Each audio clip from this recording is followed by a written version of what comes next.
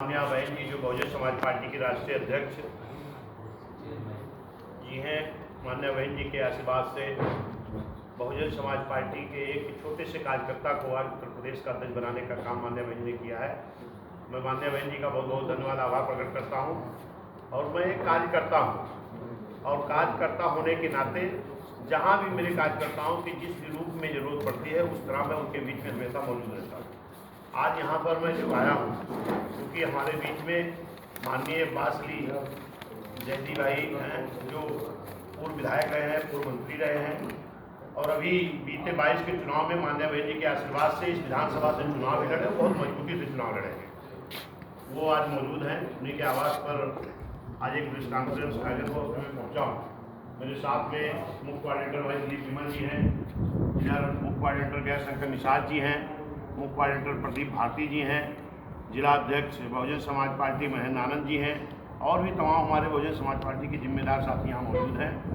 आज जो यहाँ उद्देश्य है क्योंकि माननीय पूर्व मंत्री जी हमारे जो बासली जयती जी हैं, ये बहुत ही सीनियर साथी हैं और इनके ऊपर मैंने ये रुदौली विधानसभा है क्योंकि यहाँ ये चुनाव लड़ चुके थे, यहाँ के दोनों प्रत्याशी जो तय करने थे, हमने कहा हमारे जो कोऑर्डिनेटर हैं माननीय घनश्याम चंद्र खरवार साहब, माननीय नौशाद अली साहब, माननीय दिलीप विमल जी, गैरशंकर निषाद जी, प्रदीप भारती जी, इन लोगों से राय लेकर के आप वहाँ पर प्रत्याशियों का चयन करिएगा मिलकर के सबसे।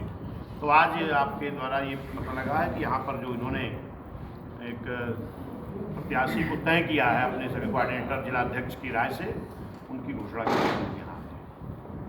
सर, बसपा भाजपा और सपा में क्या अंतर महसूस करते हैं? देखिए, बहुजन समाज पार्टी इस देश में 1984 में बनी है, बाकी तमाम पार्टियां रही हैं और वोट पड़ना शुरू हुआ 1952 में और 1952 से लेकर के इस देश में जितने भी राजनीतिक दल थे, वोट का अधिकार तो डॉक्टर BR अम्बेडकर साहब ने सबको बराबर का दे करके गए थे, लेकिन राजनीतिक हिस्सेदारी भागीदारी सबको नहीं मिलती थी। इस चीज़ को महसूस किया माननीय कांशीराम साहब मान्या बहन जी ने कि अगर वोट का अधिकार सभी जाति सभी धर्म समाज के लोगों को मिला है तो इस वोट के अधिकार के बल पर सभी लोगों को लोकसभा विधानसभा जाने का मौका मिलना चाहिए ताकि अपने समाज की बात को रख सके, लेकिन इस देश में देखने को नहीं मिला। इस नाते माननीय साहब ने मान्या बहन जी ने बहुजन समाज पार्टी बनाई 1984 में और BSP का गठन हुआ 1984 में और वोट पड़ना कब शुरू हुआ 1952 में। 1952 से लेकर के 1984 तक 32 साल बीत गया था। इन 32 सालों तक कोई भी पाल का बेटा, मौर्य का बेटा, प्रजापति का बेटा, नाई का बेटा, निषाद का बेटा, बिंद का बेटा, मल्लाह का बेटा, विश्वकर्मा का बेटा, लोहार का बेटा, न चुनाव लड़ाया जाता था न नेता बनने का मौका मिलता था। लेकिन बहुजन समाज पार्टी जब बनी तो माननीय कांशीराम साहब का मान्या बहन जी का एक नारा था कि जिसकी इतनी संख्या भारी उसकी उतनी हिस्सेदारी भागीदारी। आज उसी के तहत चाहे मुस्लिम समाज हो, चाहे पिछड़ा समाज हो, चाहे SC ST समाज हो और चाहे न्याय पसंद ब्राह्मण क्षत्रिय वैश्य समाज के लोग हो, हर समाज की राजनीतिक भागीदारी बराबर का देने का काम अगर कोई कर रही है तो वो पार्टी बहुजन समाज पार्टी है। इसलिए बहुजन समाज पार्टी को बनाने की जरूरत पड़ी। सर, भाजपा को किस नीति रीत के तहत परास्त करेंगे? देखिए, भारतीय जनता पार्टी के पास कोई नीति रीति नहीं है। ये लोग आज तक जो भी चुनाव लड़े हैं इनकी कोई नीति रीति नहीं रही है। ये कभी हिंदू मुस्लिम के नाम पर लड़ते हैं, कभी भारत पाकिस्तान के नाम पर लड़ते हैं, इनकी अलग अलग नीति होती है।